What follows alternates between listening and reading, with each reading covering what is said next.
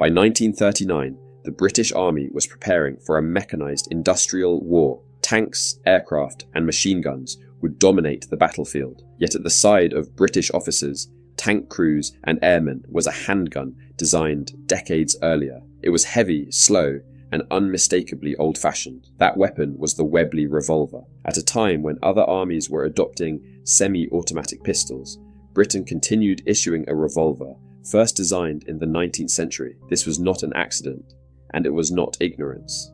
It was a deliberate choice based on how Britain expected pistols to be used in war. The Webley had served the British military since the late 1800s. By the outbreak of the Second World War, it was already considered outdated by most technical standards. It held 6 rounds, had a slow rate of fire, and lacked the capacity of newer designs. But it was still in service because British planners valued reliability over innovation. British doctrine did not treat pistols as primary fighting weapons. Rifles, machine guns, and artillery decided battles. Pistols were issued as emergency weapons, carried by officers, vehicle crews, air crew, and specialists who needed something compact and dependable if everything else failed. In that role, the Webley was exceptionally well suited.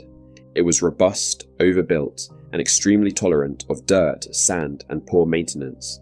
It could be exposed to mud, rain, and rough handling and still function. In wartime conditions, especially inside vehicles or during retreats, that reliability mattered more than speed or capacity. One of the Webley's defining features was its top brake design. A single latch allowed the revolver to hinge open, automatically ejecting all spent cartridge cases at once. With training, the revolver could be reloaded quickly using a speed loader. While still slower than a semi-automatic pistol, it was simple and predictable under stress. The Webley also fired a very large cartridge. Most British service Webleys used the .455 Webley round, a heavy, slow-moving bullet designed for close-range stopping power rather than long-distance accuracy.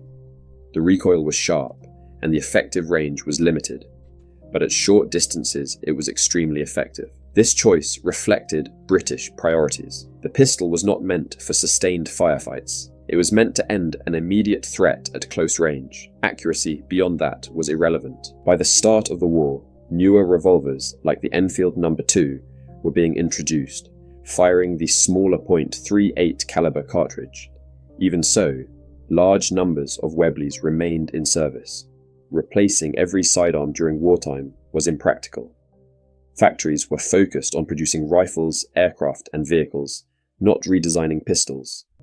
Familiarity was another factor. Many British soldiers had trained with the Webley long before the war began. Under combat stress, simple actions matter. Open the revolver, load or close, fire. There were no magazines to seat incorrectly, no slides to jam, and no safeties to forget. For tank crews, the Webley made particular sense. Inside a cramped armoured vehicle, a rifle was useless. A compact revolver that could be drawn and fired immediately was far more practical. For aircrew, it served as a last resort survival weapon after a crash or forced landing. For officers, it was both a symbol of authority and a functional tool. The Webley was not without flaws. It was heavy, bulky, and clearly behind the times. Against modern semi-automatic pistols, it was slower and limited. British planners understood this, but they accepted those limitations because the revolver fit their doctrine. The Webley remained in service because it did exactly what was expected of it, and nothing more. It was not designed to impress, it was designed to function. By the later stages of the war, the Webley was approaching the end of its frontline service life. Newer designs were gradually taking over. Even so, it did not disappear immediately. It continued to be carried, issued and trusted until the war ended. The Webley did not represent modernity, it represented continuity. In a conflict defined by rapid technological change, it stood as a reminder that proven equipment still had value. It was slow, it was old, but when needed, it fired.